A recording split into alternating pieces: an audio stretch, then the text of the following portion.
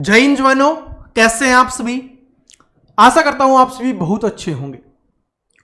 और दोस्तों, जैसा कि जान चुके हो, आपको पता चल गया है कि आपकी जो बीएसएफ है, सीआईएसएफ है, आईटीबीपी है, सीआरपीएफ है, आसाम राइफल है और भी जो आपकी पैरामिलिट्री फोर्सेज हैं, उनमें हेड कांस्टेबल एचसीएम यानी हेड कांस्टेबल मिनिस्ट्रियल की वैकेंसी है, वो आ चुकी है।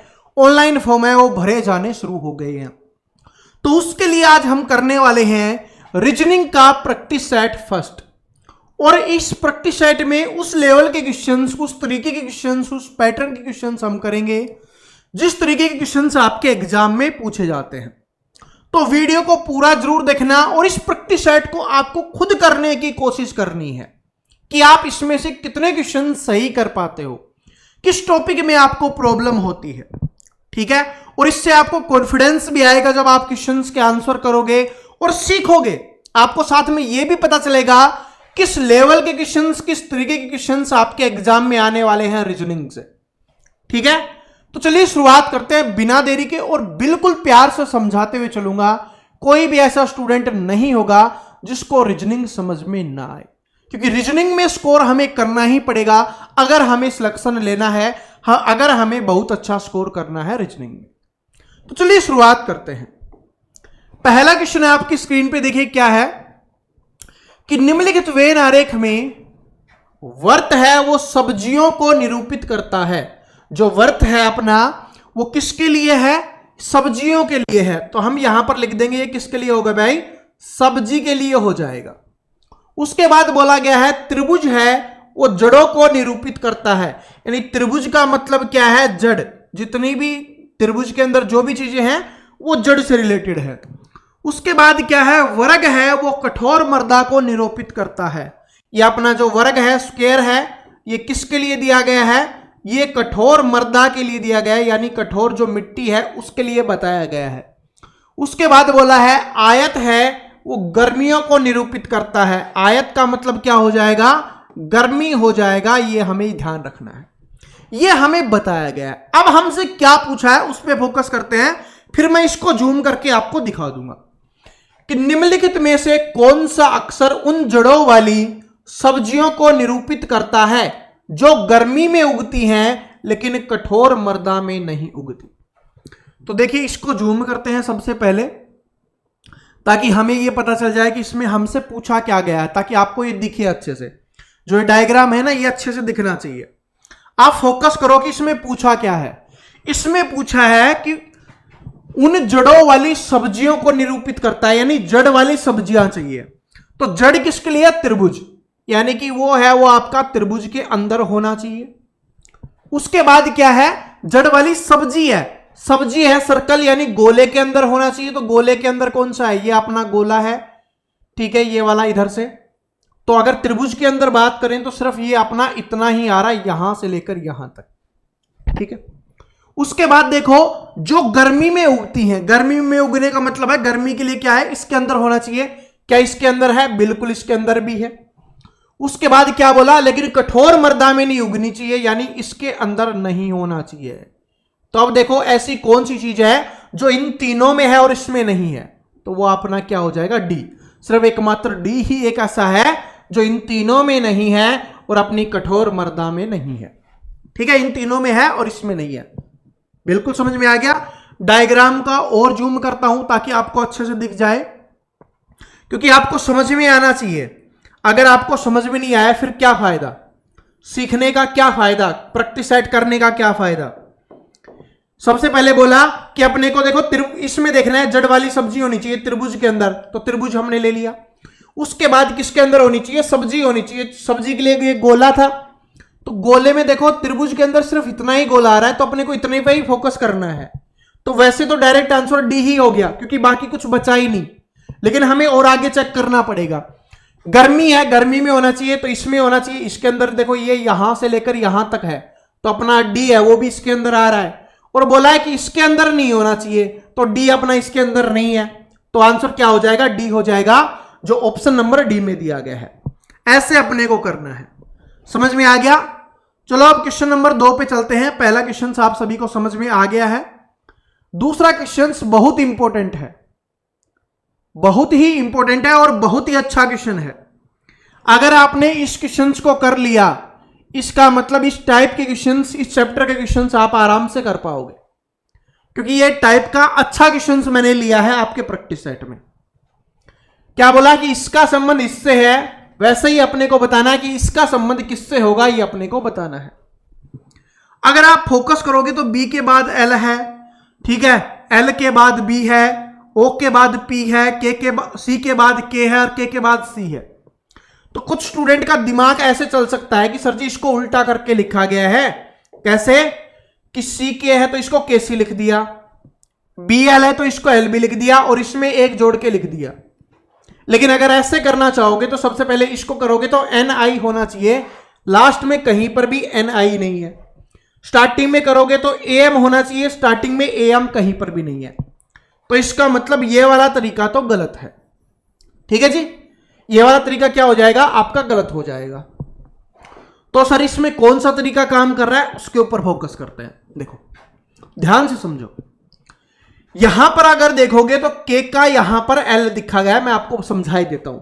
ठीक है, बाकी तो हम जब ये टॉपिक पढ़ेंगे तब मैं आपको छोटी छोटी चीज बताऊंगा, अभी मैं आपको समझा देता हूं। के का +1 करके एल लिखा गया है, फिर सी का -1 करके बी लिखा गया है, फिर ओ का +1 करके पी लिखा गया है, फिर एल का -1 करके के लिखा गया है, फिर +1 किया गया है।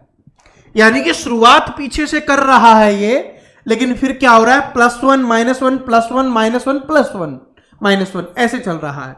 इसमें भी हम करेंगे, और लेकिन शुरुआत कहां से होगी? पीछे से शुरुआत होगी। तो n का क्या आएगा? n के बाद क्या आता है +1 करने पे? o। तो ऑप्शन में o होना चाहिए। अब मैं इसको हटा देता हूं ताकि आपको ये वाला ऑप्शन भी दिख जाए। शुरुआत में o होना चाहिए, सभी में दिया गया है। उसके बाद -1 करना है, तो -1 i में -1 करेंगे तो क्या आएगा? h आएगा, तो h आना चाहिए। h सभी में है, इसमें नहीं है, तो ये आंसर नहीं हो सकता। उसके बाद क्या है? g है, +1 करना है, +1 करेंगे तो g के बाद h आता है, तो h आएगा, इसमें नहीं है, इसमें भी नहीं है। तो ऑप्शन नंबर डी ही क्या हो जाएगा? आपका आंसर हो जाएगा। आगे और चेक करना चाहो कर सकते हो। r में क्या करना है? +1 करना है, तो r में +1 करेंगे तो q आ जाएगा। ठीक है, r में +1 करेंगे तो अपना क्या आ जाएगा? यहां पर सॉरी, प्लस तो हमने कर लिया ना, अब माइनस करना है, तो -1 करेंगे तो कितना आ जाएगा? q आ जाएगा। फिर a में +1 करेंगे तो कितना आ जाएगा? b आ जाएगा। फिर हमें माइनस करना है तो कितना आ जाएगा? l आ जाएगा। ऐसे करना है। ठीक है, और बाकी चेक करने की आवश्यकता नहीं है, स्टार्टिंग के 3 में ही पता चल गया कि ऑप्शन नंबर डी ही क्या हो जाएगा? हमारा करेक्ट आंसर हो जाएगा। नेक्स्ट क्वेश्चन पे चलते हैं। क्वेश्चन नंबर 3 है आपका, ये मिसिंग नंबर से, और मिसिंग नंबर से आपके एग्जाम में एक क्वेश्चन पक्का पूछा जाएगा मिसिंग नंबर से। चलो निकालने की कोशिश करो, ट्राई करो। तो सबसे पहले अगर इधर देखें 13 26 13 39, यानी स्टार्टिंग से ऐसे चल रहा है, लेकिन यहां पर देखोगे तो नहीं है, यहां पर देखोगे तो नहीं है, इसका मतलब ये तो नहीं हुआ। फिर अगर आपको देखना होता है ना मिसिंग नंबर में, क्या चेक करना होता है कि कहां पर बड़ी संख्या है। इस पूरी लाइन में देखोगे ये बड़ी संख्या है, इस पूरी में देखोगे ये बड़ी संख्या है, और यहां पर तो लिखा हुआ नहीं है। तो ये 30 कब आ सकता है इस लाइन में? अगर हम इन दोनों को जोड़ दे तो 30 आ जाएगा। 17 और 13 कितना होता है? 30 होता है। लेकिन एक से नहीं पता चलेगा, दूसरा भी हमें चेक करना होगा। तो इधर से 16 और 6 32 और 10 कितना हो गया? 42 हो गया, मतलब सही है। अब इसमें भी हमें जोड़ के लिखना है, तो 40 और 15 कितना हो गया? 55। 55 में से एक कम कर लो, 54 आपका आंसर हो जाएगा, क्योंकि ये 39 था। तो ऑप्शन नंबर बी क्या हो जाएगा? आपका यहां पे करेक्ट आंसर हो जाएगा। ऐसे अपने को करना है। मिसिंग नंबर में यही चेक करना होता है, किधर बड़ी संख्या है उधर कुछ ना कुछ बन रहा होगा। तो ये हमने चेक किया तो ये बन रहा था भाई इन दोनों का जोड़, इन दोनों का जोड़, तो इसमें भी इन दोनों का जोड़ बनेगा, और जोड़ते हैं तो 54 आपका यहां पर आंसर हो जाएगा। अब क्वेश्चन नंबर 4 पे चलते हैं, उसमें हम कुछ नया सीखेंगे। यह है आपका इमेज का है कि कागज को मोड़कर और उसको खोला गया है, तो कौन सी आकृति बनेगी ये अपने को बताना है। सबसे पहले देखो, ये तो समझ गए ना। अब मैं इस क्वेश्चन को जूम कर देता हूं ताकि आपको ये अच्छे से दिख जाए। ठीक है, इसको हम जूम कर लेते हैं ताकि हमें अच्छे से दिखे। अब देखो, इसको करो। सबसे पहले इसको इधर मोड़ा गया और फिर इधर मोड़ा गया और इस तरीके से काटा गया है। कैसे काटा गया? ऐसे, ऐसे, एक ये सर और ये ऐसे। तो ऐसे आएगा तो इधर आएगा, तो ये वाली जो है ऐसे बनेगी, इधर भी बन जाएगी ये ऐसे, ठीक है। फिर ये इधर आएगा तो ये इधर बनेगी ऐसे, और ये इधर बनेगी ऐसे, ठीक है। अब ये जिस भी ऑप्शन में है उसमें चेक करेंगे। इसमें देखो नहीं है, क्योंकि बीच में ये गोला है ना, तो ये गोला भी होना चाहिए। यहां पर नहीं है तो आंसर नहीं हो सकता। फिर यहां पर सब कुछ है, यहां पर सब कुछ है, यहां पर नहीं है, तो ये आंसर नहीं हो सकता। अब इन दोनों में हमें चेक करना है। ये आंसर क्यों नहीं है? क्योंकि ये जो अपना वाई टाइप बन रहा है ना, ये नहीं है। इन दोनों में चेक करेंगे। देखो यहां पर ये लाइन और है एक्स्ट्रा, लेकिन इसमें ये लाइन कहीं पर भी नहीं लगाई गई है, ठीक है। तो इसलिए ये आंसर नहीं हो सकता। इसमें लाइन है तो ये आपका आंसर हो गया। ऐसे हमें करना है। कौन सी लाइन की बात कर रहा हूं? देखो आप, मैं इसको थोड़ा हटाता हूं एक सेकंड। देखो ये वाली लाइन जो ऊपर एक लाइन खींची गई है ना, ये वाई तो बना है, ठीक है, साथ में ये बिंदु भी है, लेकिन ये वाली लाइन है, इसमें ये वाली लाइन नहीं है, उसमें सब कुछ है, तो ये आंसर हो गया। इमेज वाले चैप्टर को सोल्व करते समय, क्वेश्चंस को सोल्व करते समय हमें बाकी ऑप्शंस को डिलीट करना होता है, जिससे हमारा क्वेश्चंस बड़ी जल्दी से आंसर निकलता है। ऐसे हमें करना है। अगला क्वेश्चन देखिए, ये भी ऐसा ही है, ठीक है। इसमें बताना है कि यहां पर कौन सी आकृति आएगी, ये अपने को बताना है, ठीक है। आकृति कौन सी आएगी, इसको जूम करते हैं ताकि आपको बहुत अच्छे से क्लियरली दिखे। देखो ये इधर था, पहले में इधर था, दूसरे में इधर चला गया, तीसरे में इधर चला गया, तो चौथे में इधर आना चाहिए। इधर होना चाहिए, नहीं है। इसमें होना चाहिए, नहीं है। इसमें है, नहीं है। सिर्फ इसी में इधर है, तो यही आपका आंसर हो जाएगा। बाकी हमें कुछ चेक करने की भी आवश्यकता नहीं है, ठीक है। ये जो आपका स्क्वायर बना हुआ था ना, ये पहले पार्ट में था, फिर इधर वाले में आया, फिर इधर वाले में आया, तो अब कौन से में आएगा? इस वाले में चाहिए अपने को, इस वाले में। इस वाले में सिर्फ एक ही ऑप्शन में है, तो वो ही क्या हो जाएगा? आपका आंसर हो जाएगा। ऐसे हमें इस क्वेश्चन को सोल्व करना है। समझ में आ गया सभी को? ठीक है, अगले क्वेश्चन पे चलते हैं। अगला क्वेश्चन देखिए, ये वाला है। क्या है कि 5 मित्र पी क्यू आर एस दक्षिण दिशा की ओर मुख करके एक पंक्ति में बैठे हुए हैं, ठीक है। 5 मित्र हैं, P Q R S T है, दक्षिण दिशा की ओर मुख करके एक पंक्ति में बैठे हैं। तो ये पंक्ति हमने बना दी है, और आप सभी जानते हो ये हमारी दिशाएं होती हैं। इधर कौन सी होगी? आपकी पूर्व हो गई, ठीक है। इधर कौन सी होगी? पश्चिम हो गई। इधर उत्तर हो गई, और इधर कौन सी होगी? दक्षिण हो गई। तो दक्षिण की तरफ मुख है, तो एक इधर बैठा हुआ है, एक इधर बैठा हुआ है, 2, ये तीसरा हो गया, ये चौथा हो गया, और ये 5वां हो गया। और इन सभी के मुख किधर हैं? इस तरफ हैं, नीचे की तरफ हैं, यानी कि ऐसे वो बैठे हुए हैं, ओके। उसके बाद देखो क्या है, क्यों मध्य स्थान पर बैठा है। अब ये बोल दिया क्यों है मध्य में बैठा है, मध्य का मतलब बीच में, तो बीच में ये है, और यहां पर कौन बैठा हुआ है? क्यों बैठा हुआ है, ठीक है। आगे देखो, P पश्चिम सिरे पर बैठा है। अब P है पश्चिम सिरे पे, ये कौन सा हिस्सा है? पूर्व, अभी हमने बात की थी, ये पश्चिम है, तो यहां पर कौन बैठा हुआ है? आपका P बैठा हुआ है। आगे देखो, T और R Q के एक ही ओर बैठे हैं। T और R Q के एक ही ओर बैठे हैं।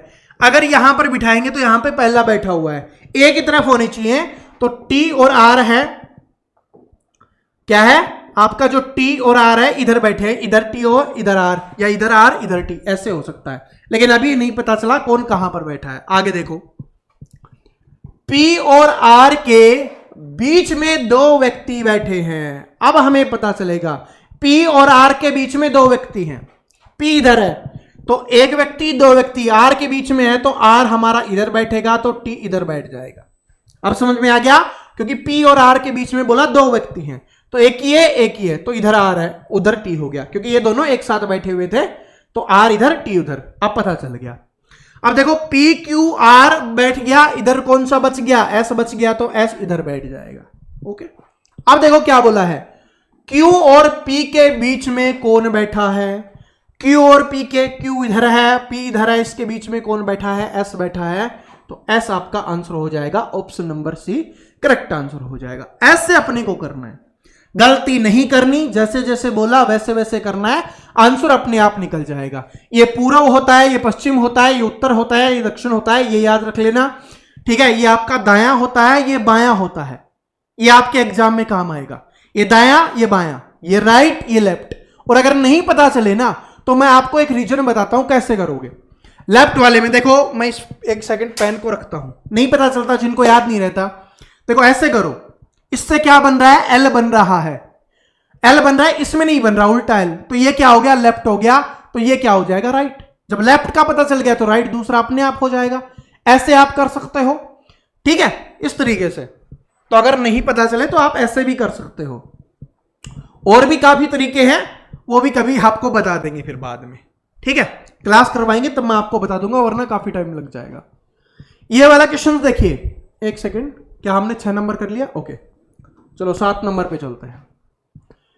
कि एक काल्पनिक गणितीय प्रणाली दी गई है जहां पर माइनस का अर्थ जोड़ है और जोड़ का अर्थ भाग है, ये आपको बताया गया है, सब कुछ यहां पर बोला गया है। तो अपने को बता रहा है इसको सोल्व करने पे क्या आएगा, ठीक है। सबसे पहले लिखते हैं, कितना है, 240 है, गुना है। गुना का मतलब क्या दिया गया है, गुना का अर्थ घटाना है, तो इसका मतलब यहां पर घटा लिखनी है। यहां पर जो गुना लिखा हुआ था ना, वो गुना नहीं रहेगा, क्योंकि गुना का अर्थ कितना है, घटाना है, तो घटा लिख देंगे। साथ में कितना आ गया, 72 आ गया। फिर क्या लिखा हुआ है, प्लस। प्लस का अर्थ क्या है, भाग है, यानी जोड़ का अर्थ कितना हो जाएगा, भाग हो जाएगा, तो हमने यहां पर भाग लिख दिया। फिर 8 है तो 8 लिखेंगे।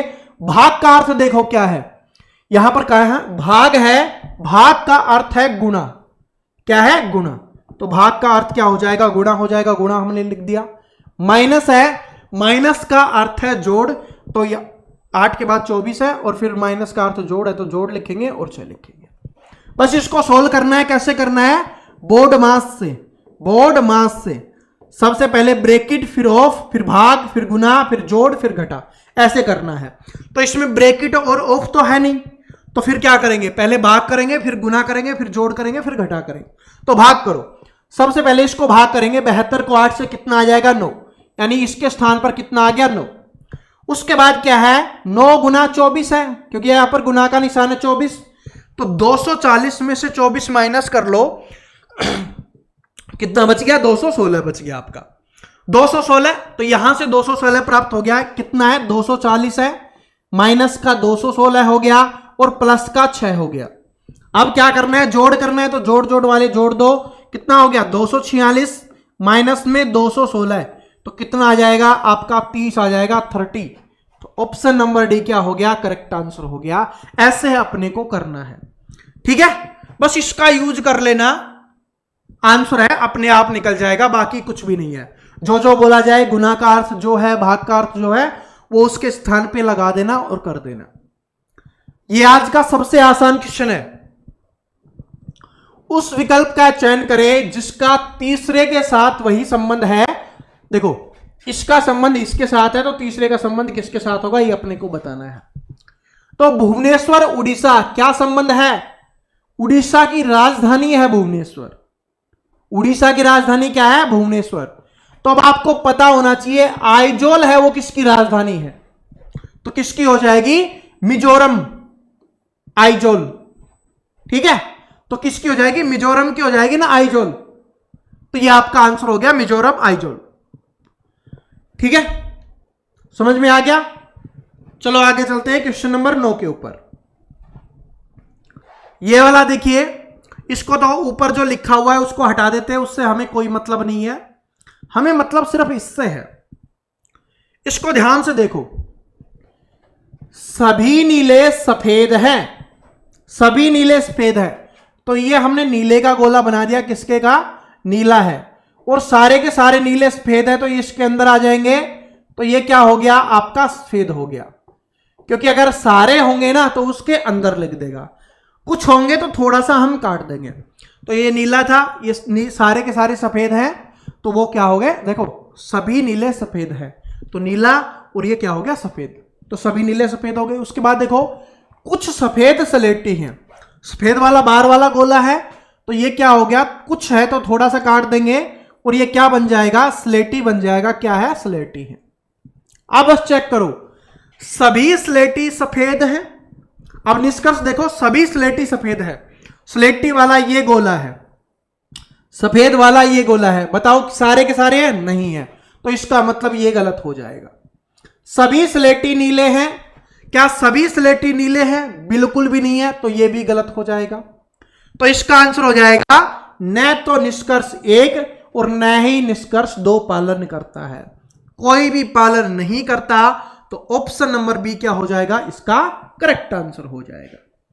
ठीक है जी, ऐसे अपने को करना है। क्या है?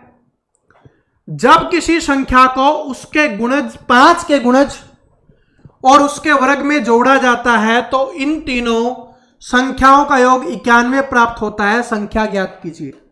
ऐसे क्वेश्चंस को सोल्व करने का सबसे तरीका होता है, सबसे अच्छा तरीका होता है ऑप्शन से इसको सोल्व किया जाए। तो ऑप्शन सबसे पहले 6 उठाओ, तो उस संख्या को यानी 6 प्लस में उसके 5 गुणज, तो 6 को 5 से गुना करेंगे 30, प्लस में उसका स्क्वायर 36, इनको जोड़ते हैं, क्या 91 बन रहा है? नहीं बन रहा, तो ये आंसर नहीं हो सकता। 9 का करके देखो, 9 प्लस में 5 गुणज 45, प्लस में इसका स्क्वायर 81, ये 91 से बहुत ज्यादा चला जाएगा, तो ये नहीं हो सकता। जब यही नहीं हो सकता तो ये भी नहीं होगा क्योंकि बड़ा है। अब 7 को करके देखो, 7 प्लस में इसका 5 गुणज 35, प्लस में इसका स्क्वायर 49, जोड़ो 50 और 30 कितना हो गया? 84, और 84 में 7 जोड़ेंगे तो 91, बस आ गया। 91 आना चाहिए था, तो option number D correct answer हो गया। क्योंकि क्या बोला? संख्या उसका 5 गुणज प्लस में उसका स्क्वायर, तो ये किया, हमारा आंसर आराम से निकल गया। चलो नेक्स्ट क्वेश्चन पे चलते हैं। ये वाला क्वेश्चन है और इसमें बताना है कि 3 किसी तरीके से संगत में है और एक असंगत है। मतलब 3 है एक ही चीज को फॉलो कर रहे हैं और चौथा एक ऐसा है जो उस चीज को फॉलो नहीं कर रहा, अपने को वो बताना है।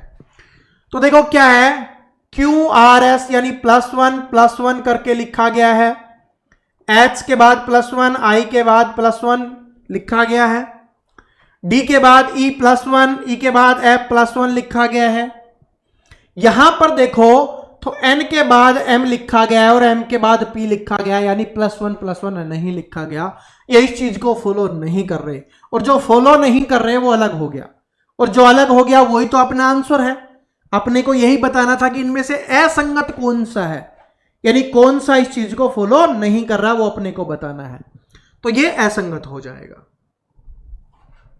अगला क्वेश्चन है, आकृति का आ गया है और बोला है कि ये वाली आकृति है इन 4 ऑप्शंस में से किसके अंदर है। साथ में एक चीज और बोला गया है, घुमाने की अनुमति नहीं है। इसका मतलब यह है कि आप इस वाली आकृति को घुमा नहीं सकते, ये जैसे है वैसे ही अपने को करना है। तो आकृति देखते हैं, करिए। देखिए भाई, एक सर्कल है, सॉरी स्क्वायर बना हुआ है अपना, और उसके अंदर बीच में लाइन होनी चाहिए और ऐसे होना चाहिए, ऐसे। यहां पर देखो ये बीच वाली लाइन तो है लेकिन यहां पर नहीं है, तो ये आंसर नहीं हो सकता।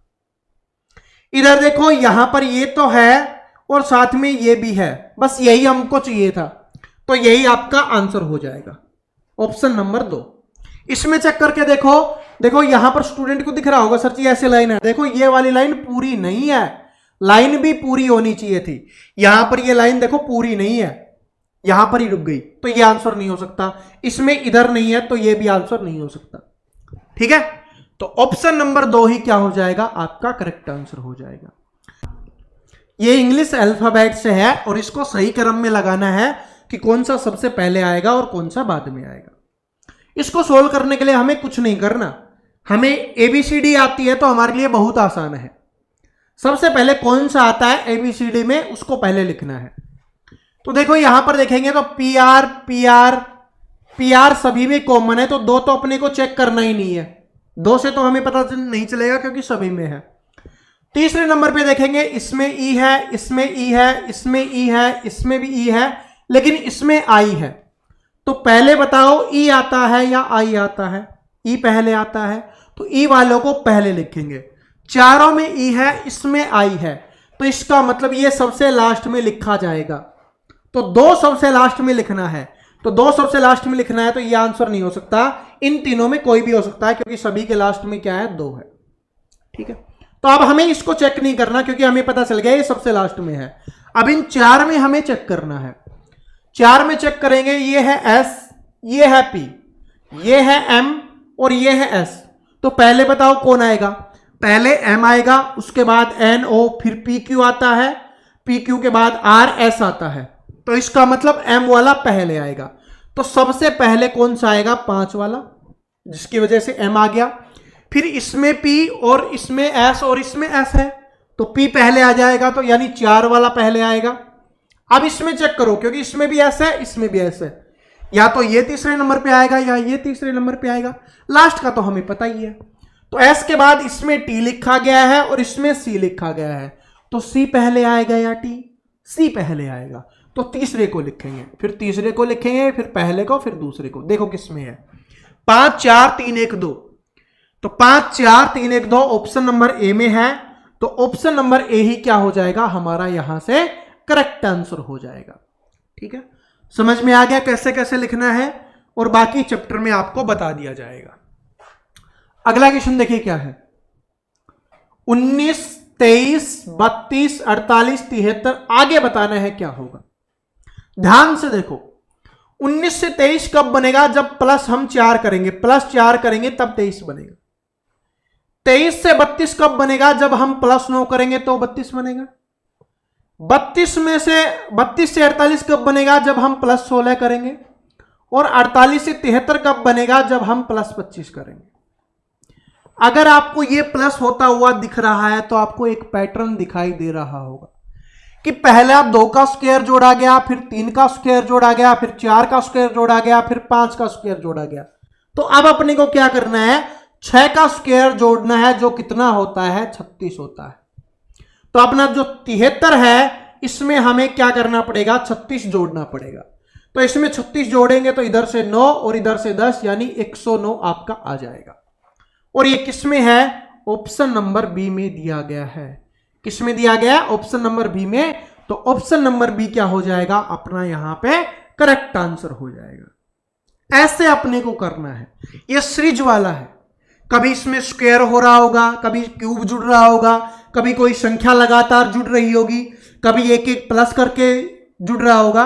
वो जब हम ये सीरीज वाला चैप्टर में आपको पढ़ाऊंगा ना, तब आपको पता चलेगा कि कैसे कैसे चीजें होती हैं और कैसे आपको आराम से पता चल जाता है कि इसमें क्या जुड़ रहा है। ठीक है जी, तो आज वाला जो हमारा प्रैक्टिस सेट है वो यहीं पे समाप्त होता है। पहला प्रैक्टिस सेट था, इसलिए हमने छोटा रखा है। कैसा लगा कमेंट करके जरूर बताना। और जो भी स्टूडेंट नया है और तैयारी करना चाहता है, चैनल को सब्सक्राइब करके बेल आइकन को जरूर प्रेस कर लेना, और जितना हो सके अपने सभी दोस्तों के साथ शेयर जरूर करना, क्योंकि सभी से इसका फॉर्म भरवाना है। बहुत अच्छी जॉब है, एससी की जॉब है, इससे बेहतरीन जॉब नहीं हो सकती। ठीक है, कांस्टेबल हेड कांस्टेबल लेवल में सबसे बढ़िया जॉब है। ठीक है, तो साथ टाइपिंग करोगे, साथ तैयारी करोगे, तो अपने सभी दोस्तों के साथ शेयर कर देना। और अगर आपने अभी तक लाइक नहीं किया तो लाइक जरूर कर देना। मिलते हैं नेक्स्ट वीडियो में, तो तक हंसते रहिए, मुस्कुराते रहिए और पढ़ते रहिए, क्योंकि पढ़ना बहुत जरूरी है, क्योंकि पढ़ोगे तभी सफलता मिलेगी। Thank you.